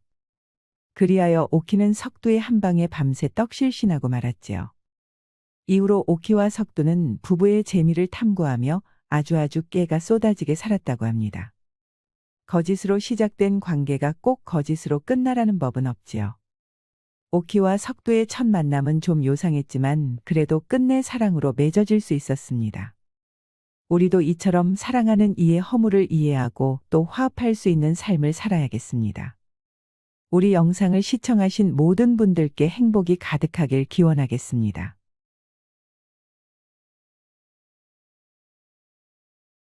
옛날 강화도 어촌마을에 소희라는 소녀가 할아버지와 단둘이 살고 있었습니다. 소희의 할아버지 감노인은 한때 잘나가는 어부였지만 지금은 몸이 아파 자리만 보전하고 있었지요. 해서 소희가 갯벌을 돌며 조개나 낙지 등을 캐어 생계를 꾸리고 있었습니다. 그러다 보니 아이답게 놀거나 하는 일은 꿈도 꾸지 못했지요. 하루는 눈발이 날리는 겨울 아침이었습니다. 소희는 새벽부터 갯벌에 나와 조개를 캐고 있었지요. 아니 그런데 바닷가에 웬 소년 하나가 떠밀려온 것이 아니겠습니까? 괜찮아? 어서 정신 차려. 추워. 너무 추워서 죽을 것 같아. 안 되겠어. 일단 우리 집으로 가자. 어디 양반집 아이일까요? 잘 차려입은 소녀는 이를 딱딱 부딪히며 떨고만 있었습니다. 이대로 두면 찬 바닷물에 얼어 죽을지도 몰랐지요. 하는 수 없이 소희는 소년을 부축해 집으로 데려갔답니다. 들어와. 여기가 우리 집이야. 으아! 엄청 허름하네. 너 정말 여기서 살아? 들어가기 싫으면 버리고 간다? 아니야. 말이 그렇다는 거지. 소희가 인상을 쓰자 소녀는 얼른 사과를 했지요. 소희는 소년의 말에 짜증이 팍 났지만 꾹 참고 아랫목에 눕혔답니다. 그리고는 뜨끈한 미역국을 끓여 먹였습니다. 어때? 맛있지? 응. 비린내가 좀 나지만 먹을만하네. 혹시 담백한 콩자반 같은 거 없어? 워낙 귀한 것만 먹고 자랐는지 소녀는 반찬 투정을 하는 것이었죠. 너 진짜 입이 방정이다. 철없다는 소리 안 듣니? 맞아. 그런 소리 많이 들어. 어휴, 나니까 참는 거야. 소녀는 소희의 말에 해하며 웃는 것이었죠. 그 모습에 소희는 화낼 생각조차 잊고 같이 웃었답니다. 정말로 오래간만에 웃는 아이다운 웃음이었지요. 나는 소희라고 해. 이름 뜻은 작은 기쁨이라고 할아버지가 그랬어. 참으로 어울리는 이름이구나. 참, 나는 영철이야. 미역국 덕분에 몸이 좀 회복된 영철이는 소희에게 인사를 꾸벅하였지요. 영철이는 딱 봐도 귀티가 줄줄 흘렀습니다. 아닌 게 아니라 어느 높은 양반집 아이가 틀림없었지요. 고마워, 소희야. 네가 아니었으면 난 얼어 죽고 말았을 거야. 영철이는 타고 가던 배가 난파하면서 바다에 빠졌다는 것이었죠. 해서 사람들이 구하러 올 때까지 소희의 집에 머물기로 하였답니다. 영철이는 참으로 밝고 순수해서 무뚝뚝한 소희도 어느새 마음을 열게 되었습니다. 둘은 한 집에서 지내면서 어느새 친구가 되었지요. 소희가 나가서 일하는 동안 영철이는 소희의 할아버지 감노인의 간호를 했답니다. 영철이는 감노인의 팔다리도 주물러드리고 약탕도 봐주고 했답니다. 고맙구나, 영철아. 네 덕에 한결 편해졌다. 아닙니다. 어르신이 허락해주신 덕분에 이 집에서 추위를 피할 수 있는걸요. 원 그런 것 가지고. 아무렴 아이가 위험한데 당연히 도와야지. 그렇게 영철이는 감노인과도 친해졌답니다. 홀로 시간을 보내던 감노인은 영철이가 말동무도 해주고 해서 무척 밝아졌지요. 한편 소희는 이전보다 빨리 집에 돌아왔습니다. 일이 힘든 날에도 왠지 모르게 집에 올 때는 발걸음이 가벼웠지요. 영철이의 얼굴을 생각하면 절로 몸에 힘이 나고 피로가 풀리는 것이었습니다. 그러다 보니 소희는 태어나서 처음으로 사는 게 즐거웠습니다. 전에는 아픈 할아버지를 돌보며 굶어 죽지 않으려고 살았다면 이제는 잠을 자도 밥을 먹어도 피식피식 웃음이 나왔답니다. 이게 다 영철이 덕분이었지요. 허나 행복한 나날은 원래 눈 깜짝할 새에 지나가는 법이지요. 한 달쯤 지났을까요? 한양에서 왔다는 사람들이 소희의 집에 찾아왔습니다. 아이고, 작은 도련님, 무사하셔서 참으로 다행입니다요. 이들은 영철이가 무사한 것을 보고는 얼싸안고 기뻐했지요. 그러더니 가마를 가져와 소희 집 앞에 대령하는 것이 아니겠습니까? 해서 영철이와 소희는 마지막 인사를 나눴지요. 네 덕에 무사히 한양의 집으로 돌아가게 되었어. 그동안 나까지 먹여 살리느라 정말 힘들었을 텐데 고맙다. 뭘 이런 걸 가지고. 한양에 돌아가면 반찬 투정 같은 거 하지 말고 골고루 챙겨 먹어. 응, 니네 집에서 지내느라 입맛이 많이 안 까다로워졌어. 다 네 덕분이야. 말을 해도 꼭 저렇게 성질을 긁는다니까요. 허나 앞으로는 영철이와 못 있는다고 생각하니 너무나도 아쉬웠지요. 소희는 영철이를 꼭 안아주었답니다. 그러자 영철이는 얼굴이 빨개져서는 가마 안으로 숨어버렸죠. 하지만 소희가 완전히 안 보일 때까지 고개를 빼꼼히 내밀고 하염없이 바라보았답니다. 우리 소희가 많이 쓸쓸하겠구나. 하지만 영철이는 우리와는 신분이 다르다. 아쉽지만 이해하려무나. 알아요, 할아버지. 그리고 반찬 투정만 하던 꼬맹이가 사라져서 속이 다 시원한걸요? 할아버지 감노인은 소희를 위로해 주었지요. 소희는 강한 척 씩씩하게 말을 했지만 사실 가슴에 구멍이 난 것처럼 너무나도 허전했습니다. 소희의 집은 아픈 할아버지의 기침 소리만이 간간히 날 뿐 생기가 다 사라진 것 같았지요.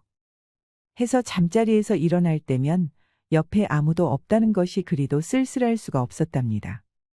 소희가 생각했던 것보다 영철이는 소희의 마음속에 너무나도 크게 자리를 차지했던 것입니다.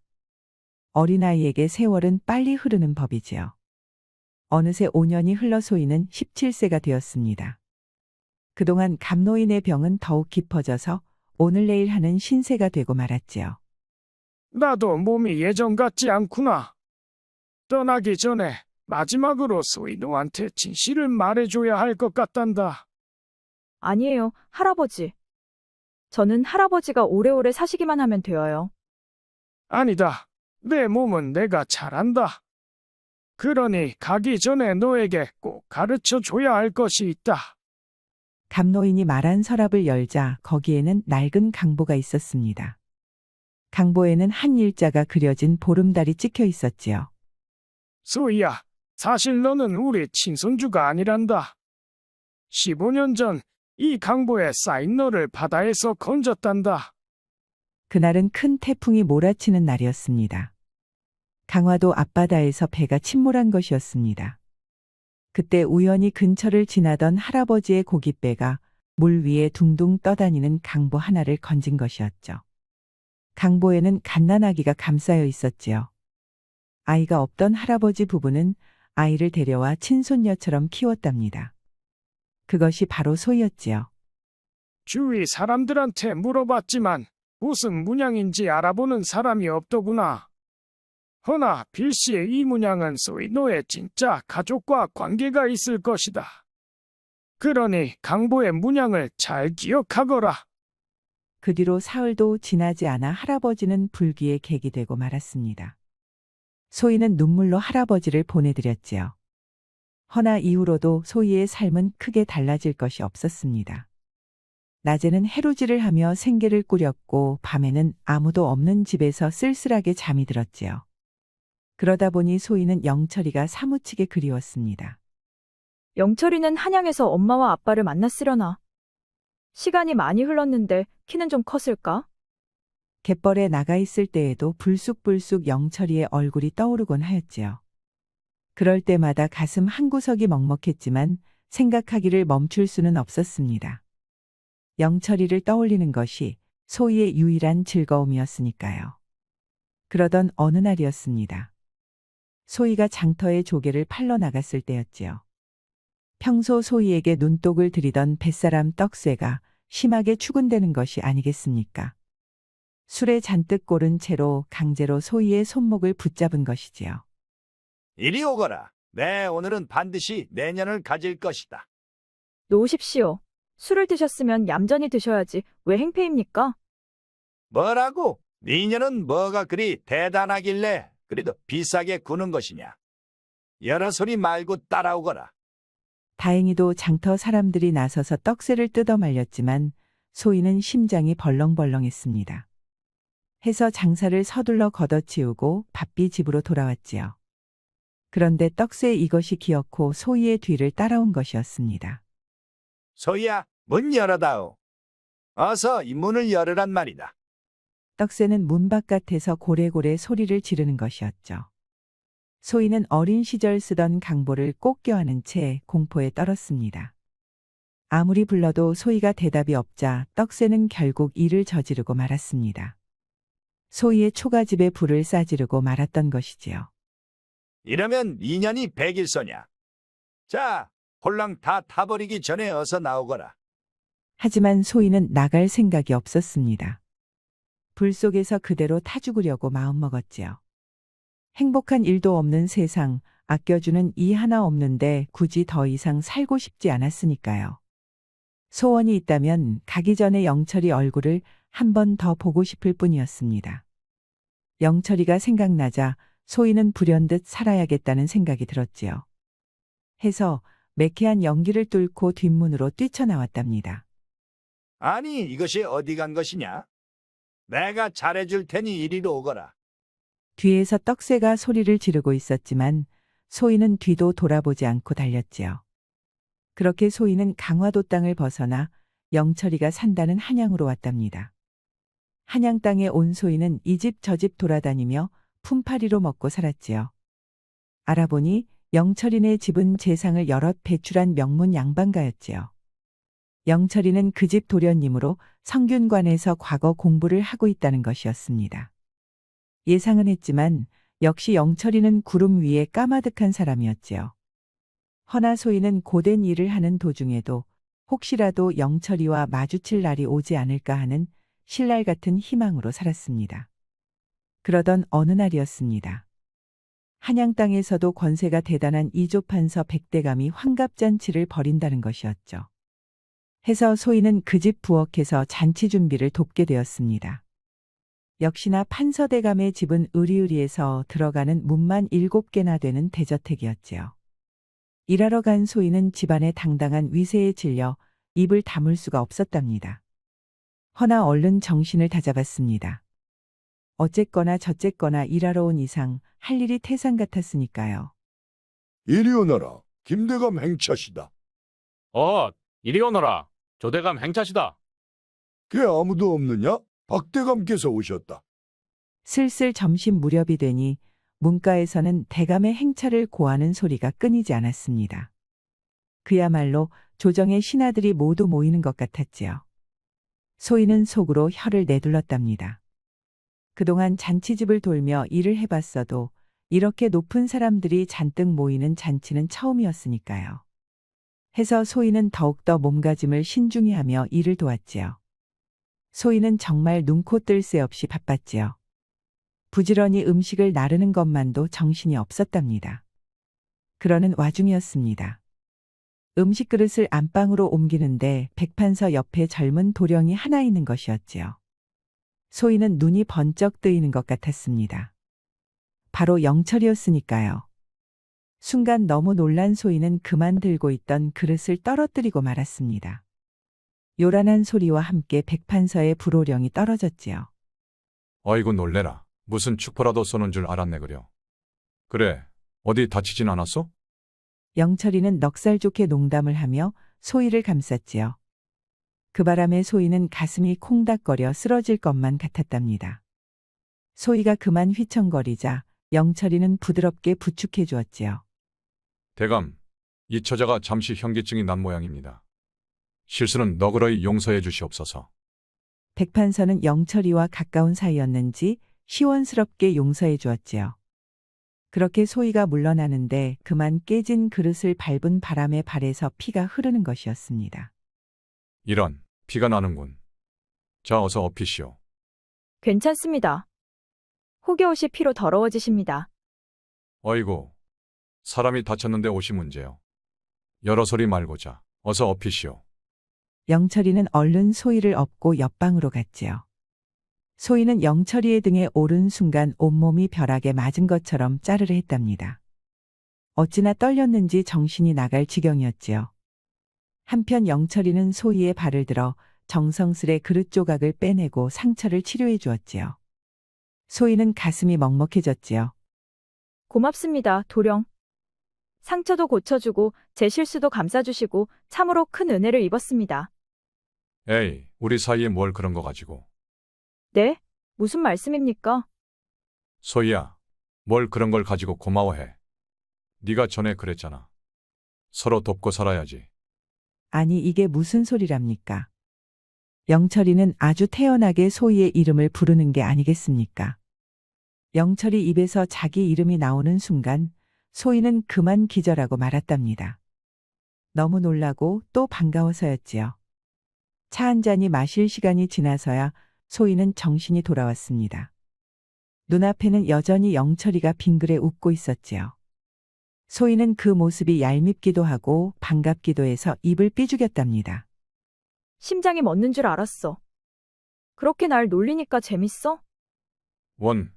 못 본 사이에 간이 아주 콩알만해졌네. 키득거리는 영철이의 얼굴에는 옛날 그 어린 소년의 장난기가 그대로 남아 있었지요. 그걸 보자 소희는 너무나도 행복해졌답니다. 하지만 이젠 소희도 어른이었지요. 하늘 같은 양반집 자제의 이름을 자기처럼 허드렛 일이나 하는 여인이 함부로 부를 수 있겠습니까? 소희는 고개를 푹 숙였답니다. 소희야, 그동안 나 보고 싶지 않았어? 난 보고 싶었는데.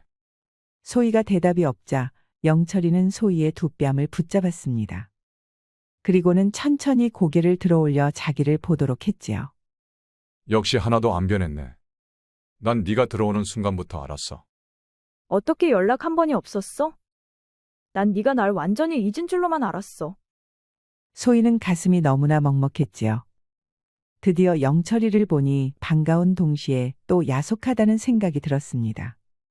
그 세월 동안 한 번도 찾아오지 않은 영철이가 너무나도 야속했으니까요. 나도 정말 네가 보고 싶었어. 하지만 우리 집안이 어디 보통 집안이야? 그래서 부모님께 인정받기 위해 나 정말 노력 많이 했다. 무슨 말이야, 노력이라니?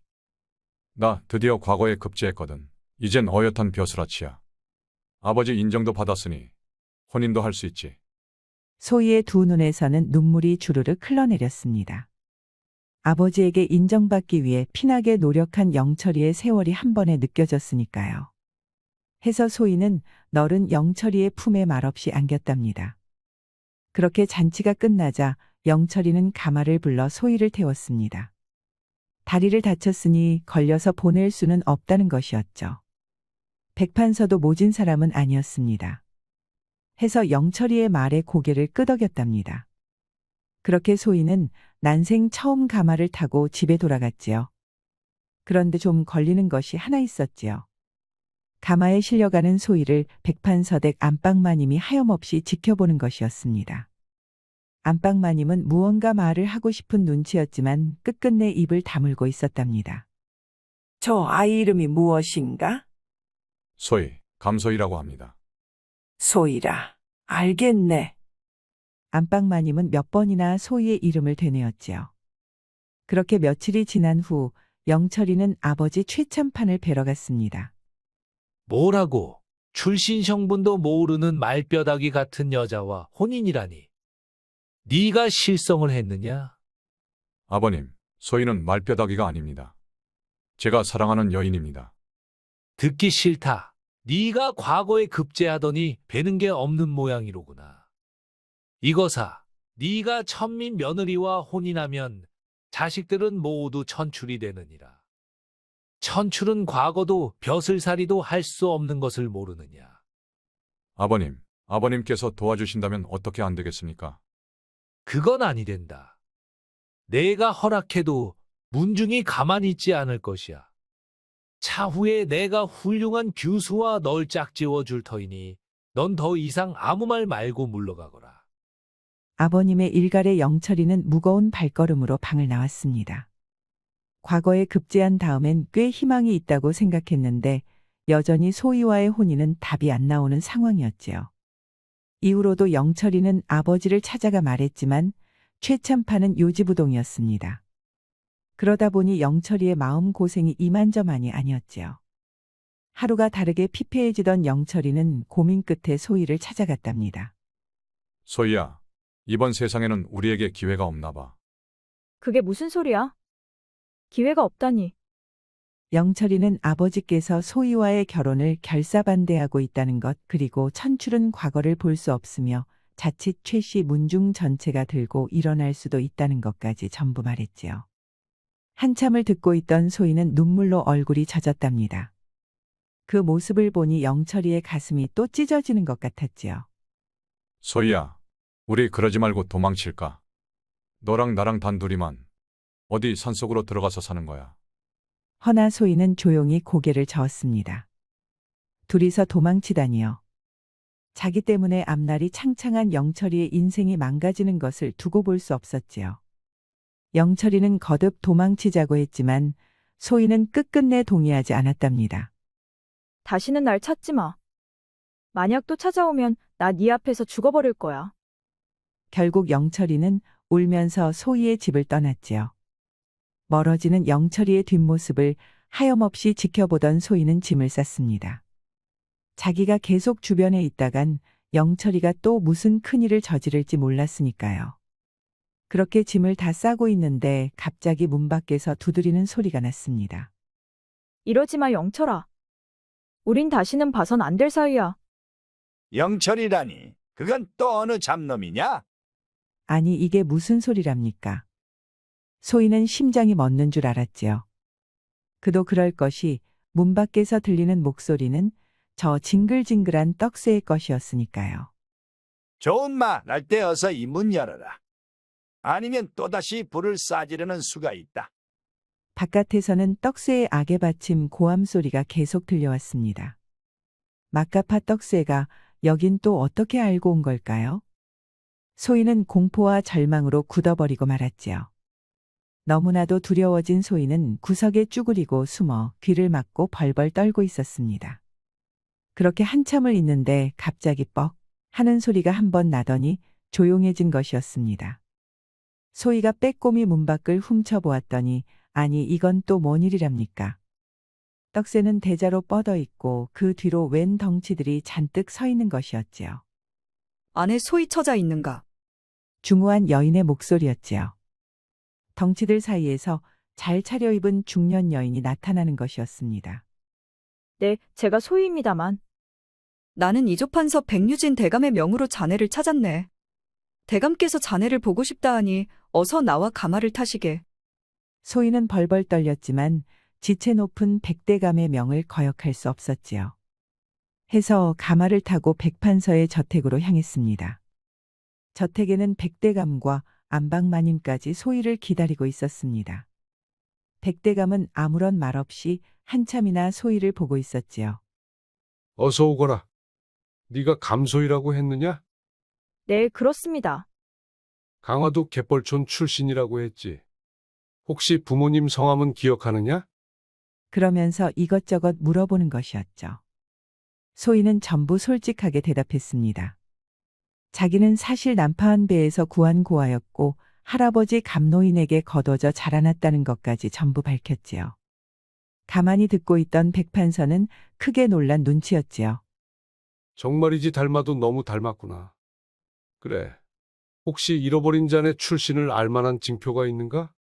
제가 쌓여있던 강보가 하나 있습니다. 혹시 그 강보 보여줄 수 있는가? 백판서는 사람을 시켜서 강보를 가져오게 했지요. 머슴들이 소희의 집에서 한 일자가 보름달 속에 그려진 강보를 가져왔습니다. 강보를 받아든 백판서는 한참 동안 말이 없었답니다. 허나 옆에서 지켜보던 안방마님은 더 참지 못하고 울음을 터뜨리는 것이었습니다. 한참 동안 눈물을 흘리던 안방마님은 갑자기 일어나 소희를 껴안았답니다.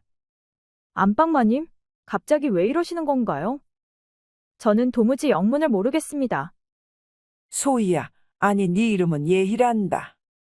예희야, 내가 네 친할미란다. 어안이 벙벙하던 소희는 안방마님의 말에 눈이 동그래졌습니다. 지난번 잔치 때 소희를 본 안방마님은 물에 빠져 죽은 딸과 너무나도 닮은 소희를 보고 깜짝 놀랐던 것이지요. 해서 사람을 시켜 뒤를 조사하다가 마침내 소희를 불러 직접 물어보려고 했던 것이지요. 강보의 그림은 바로 우리 가문 수원 백씨의 문양이란다. 15년 전 내 딸과 사위가 강화도 앞바다를 지날 때 가져갔던 강보였다. 그 강보에는 우리 집안 딸인 예의 네가 감싸여 있었느니라. 나는 보는 순간 알았다. 그동안 고생 많았다, 예희야. 그러면서 안방마님은 소희를 끌어안고 너무나 서럽게 우는 것이었습니다. 소희의 몸에도 마님의 떨림이 그대로 전해져 왔지요. 그러자 소희는 그간의 외로움과 서름이 한 번에 북받치는 것이었습니다. 해서 소희도 안방마님을 끌어안고 대성통곡을 하였답니다. 지켜보던 백판서도 어느새 눈시울이 젖어 있었지요. 이제라도 찾았으니 되었다. 이제라도 네가 우리 곁에 돌아왔으니 되었단 말이다. 앞으로는 네가 남부럽지 않게 살도록 내 남은 여생을 전부 쏟을 터이니 안심하고 살도록 하여라. 그리하여 소희는 백대감의 손녀가 되었답니다. 죽은 걸로 되어 있었던 소희의 호적은 다시금 새롭게 쓰여졌지요. 이제 소희의 이름은 다시 한번 예희가 되었습니다. 이후로 백대감과 안방마님은 틈만 나면 예희를 불러 나들이도 가고 산책도 다녔답니다. 특히 안방마님은 한시도 예희의 옆에서 떨어질 줄을 몰랐지요. 예희야, 이 날이 꽃 좀 보련. 어쩜 이리 아름답게 피었는지. 그러게요, 할머님. 벌써 여름이 오려나 봐요. 예전엔 꽃을 봐도 무덤덤했느니라. 헌데 네가 오고 나서는 어찌 이리도 즐거운지 모르겠구나. 그렇게 예희는 백판서 내외의 사랑을 듬뿍 받으며 새로운 삶을 살게 되었답니다. 그렇게 한 해, 두 해가 지나서 어느새 예희가 19이 되었지요. 하루는 백판서가 예희를 부르는 것이었습니다. 예희야, 네가 벌써 19이구나. 홍기가 꽉 찼으니 이제 좋은 신랑감을 얻을 때일성싶다. 할아버지, 전 아직 혼이 날 생각이 없어요. 할아버지, 할머니랑 오래도록 살고 싶습니다. 그래선 아니 된다.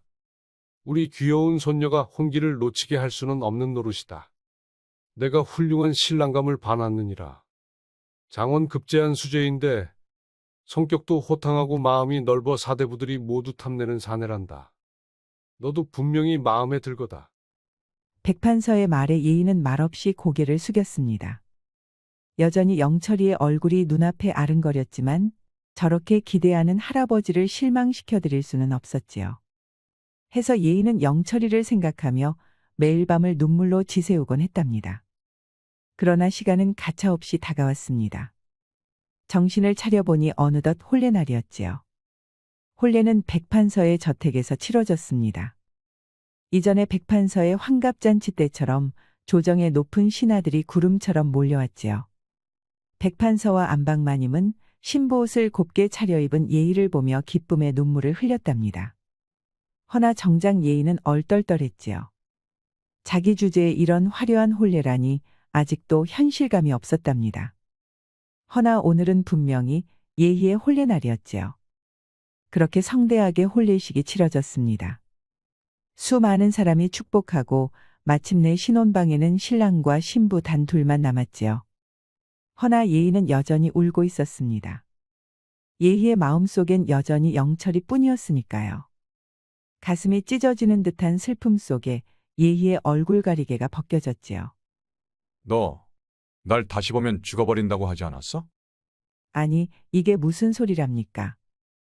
이 목소리는 분명 영철이의 것이었지요. 기절초풍한 예희가 고개를 들어보니 그곳엔 영철이가 빙그레 웃고 있는 것이 아니겠습니까? 글쎄 예희의 신랑은 놀랍게도 영철이었던 것입니다. 예희와 헤어진 이후 영철이는 나란 일에만 매달렸습니다. 그렇게 모든 것을 잊고 일만 하던 영철이는 어느 날 소희의 집에서 본 강보가 백판서댁의 문양과 똑같다는 사실을 알게 되었답니다. 해서 백방으로 수소문을 한 끝에 백판서의 외동딸이 강화도 인근 바다를 건너다 변을 당했다는 것까지 알아내었지요. 백판서댁 마님께 널 만나보라고 한 것이 바로 나였어. 그럼 너는 내가 백판서댁에 있는 것을 알면서도 2년이나 날 찾지 않은 거야? 네가 소희라는 걸 아무도 모르길 바랬거든.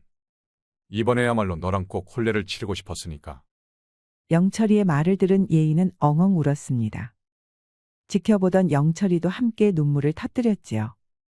오랫동안 사랑하는 이와 떨어졌던 서름이 마침내 폭발한 것이었습니다. 한참을 울던 둘은 마침내 뜨겁게 부둥켜 안고 오랫동안의 회포를 풀었답니다. 응, 신혼방에서 어째서 애걸복걸하는 소리가 나는 것이오? 그러게 말이오. 살려달라고 싹싹 비는구먼. 거참 몽둥이가 너무 커도 문제는 문제요. 아주 신부가 죽어나는 값이요. 그래도 좋다고 난리를 피우니 좋은 게 좋은 거 아니겠어? 그야말로 거대해진 영철이 앞에서 예인은 아직도 남았냐며 살려달라고 빌 뿐이었죠. 커도 너무 컸는지 예인은 밤새도록 몸부림쳤답니다. 이후로도 둘은 오랫동안 백년해로하며 행복하게 살았다고 합니다. 옛말에 사필귀정이라 하여 힘들고 어려워도 언젠가 모든 일이 올바르게 돌아온다는 말이 있습니다. 난관 속에서도 서로를 포기하지 않은 소희와 영철이에게 꼭 맞는 말인 것 같습니다. 우리 영상을 시청하신 모든 분들께 행복이 가득하길 기원하겠습니다. 구독과 좋아요, 알림 설정 부탁드려요. 이후에도 재미난 이야기가 많이 준비되어 있으니 다른 영상도 꼭 보러 와주세요.